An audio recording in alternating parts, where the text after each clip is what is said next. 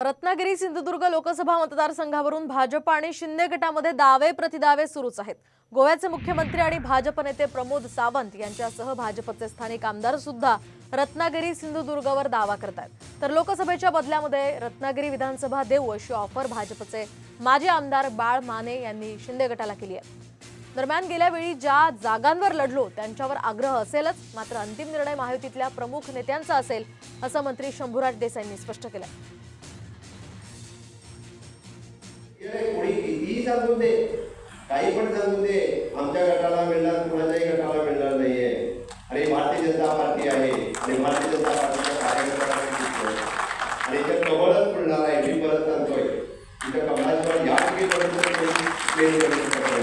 आणि रत्नागिरी सिंधुदुर्ग मतदारसंघातील हे तिन्ही ठिकाणचे लोकसभेचे खासदार हे भारतीय जनता पार्टीचे झाले पाहिजे।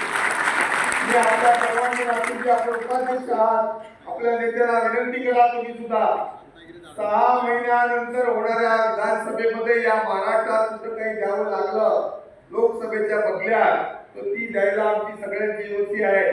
पण आज लोकसभा मागच्या वेळी आम्ही 22 जागा लढलो, 18 जागा जिंकलो।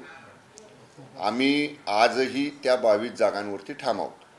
हा आमचा आग्रह आम्ही आमच्या पक्षाच्या मुख्य नेत्यांच्या समोर आम्ही सांगू आणि यानंतर जेव्हा ह्या महायुतीची सगळी समन्वय समिती एकत्र बसेल त्यावेळी ह्याच्यावरती अंतिम निर्णय होईल। पण पक्ष म्हणून आम्ही 2019ला लढलेल्या जागांवरती आज ठाम आहोत।